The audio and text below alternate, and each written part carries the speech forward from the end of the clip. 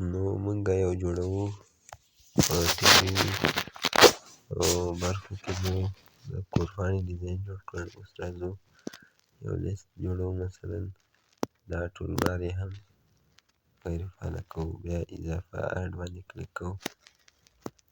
اوس راځو دا هم د کورپاڼي صفحه شوه، لاینر ورته رااخلو، ولاړوالی چې د پیج فرنټ یا هم مخکې له دې چې له هغه ورته هغه کړو،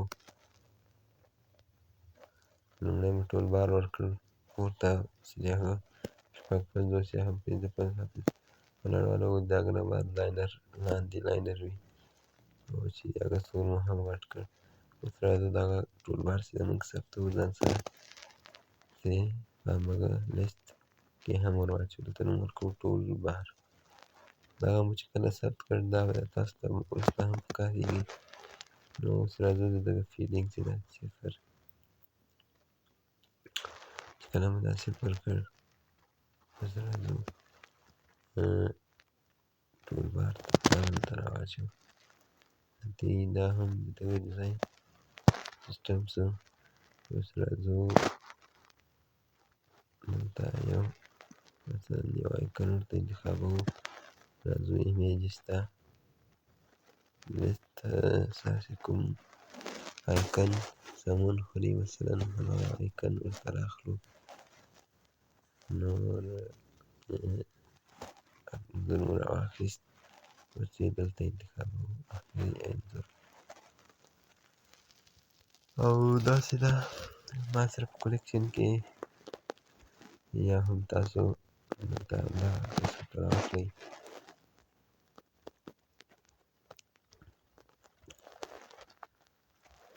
دا مو هم دلته ورکړ.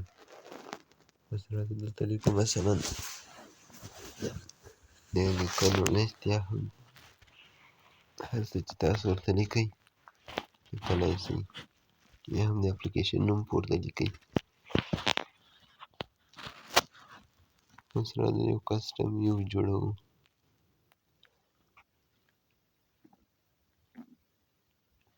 هر نوم چې ورکوئ مشکل نه لري. لاینر پیج ولاړوالی ۶۶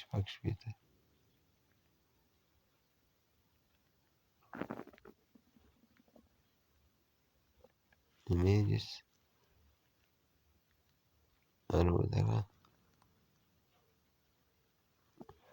مثلا یو انځور ورته پیدا کوم، یو دا انځور به راواخلو.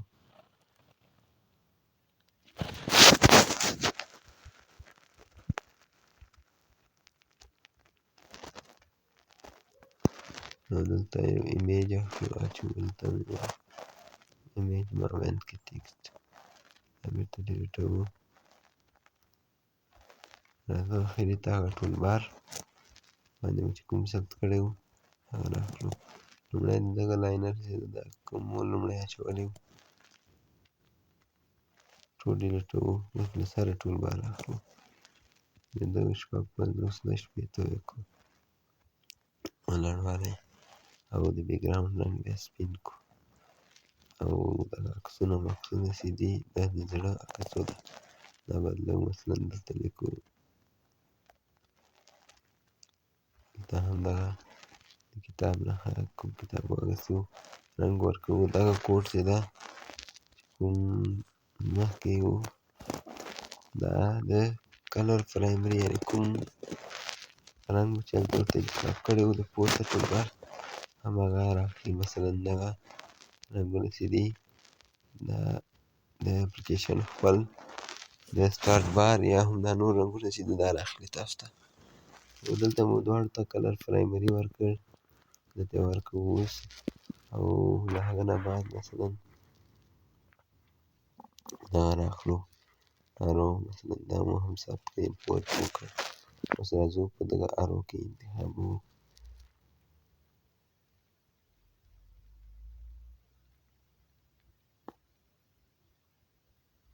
اوس راځو دغه متن ته هم رنګ ورکوو، متن نوم ورکوو. دا هم دا صحیح ده. اوس راځو د لیست اکټیویټي ته.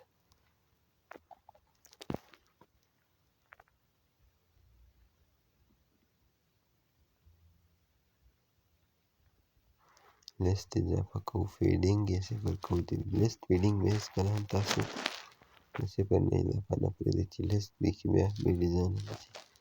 د هغه نه بعد راځو دلته کسټم ویو انتخابوو او دغه همداسې یو پرېږدو.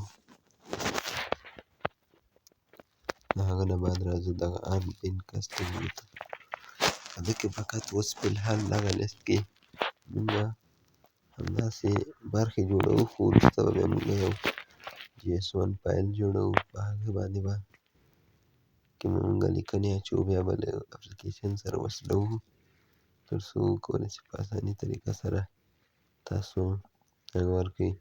اوس راځو دلته د فونټ بلاکونه اچوو. دا هم ثبت شوي دي. یو ټکس ویو د هغه ټکس ویو یو فونټ مو یو بلاک یو فونټ مو ورکړ. دلته هم یو ټکس ویو ده، همدغه یو بلاک راکړو، دلته یې ټکس ویو انتخابوو، یو فونټ ورکوو. فونټ یو مهم شی دی په اپلیکیشن کې، مهم رول لوبوي. مثلا چې فونټ نه وي بیخي بې ډیزاینه ښکاري.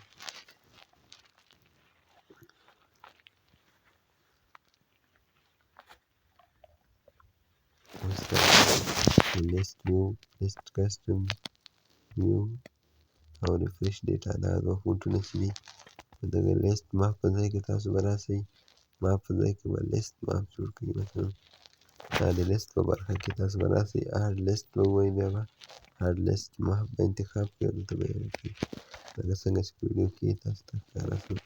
اوس راځو مثلا دلته لیست انتخابوو، دلته لیکو 10 دانې مثلا برخې مونږ جوړوو. د مثال په توګه مثلا چې مونږ ته ښکاره شي دغه ډیزاین لیست ده. اوس راځو دغه بټنې ته عمل ورکوو چې په دغه باندې کلیک وکړو مونږ ته لیست صفحه ښکاره شي. نو راځو کمپوننټ برخې ته، انټرنیټ کمپوننټ اضافه کوو، آی نوم ورکوو. د هغه نه بعد سیټ سکرین او سټارټ اکټیویټي دغه دوه بلاکونه راخلو او دلته لومړی انټرنیټ انتخابوو، بیا هم پیج مو هم انتخاب کړی. اوس شاته وځو او اپلیکیشن ثبتوو، لیکنه مو ثبت کړ. اوس راځو لیست کار خلاص شو، اپلیکیشن به رن کړو.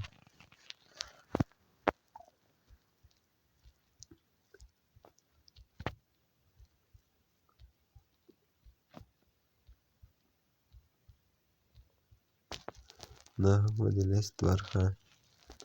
اوس غواړو مونږه دا لیست برخه کې مو 10 دانې هغه ورکړي، برخې ورکړي. مثلا فی الحال په توګه بیرته راځو سکرین ته، تاسو غواړئ مثلا چې پکې نورې برخې هم ورکړي. مثلا دا هم شاته وځو بیرته او راځو د لیست اکټیویټي ته.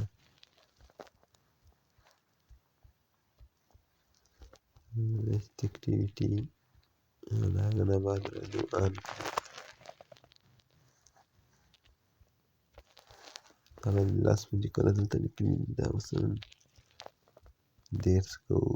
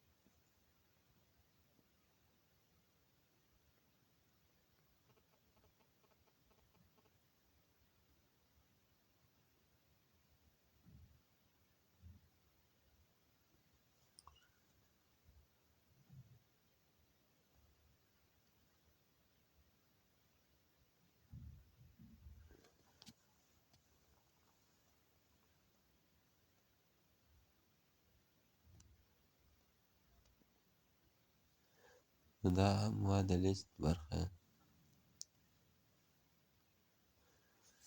نو په بلې ویډیو کې به مو په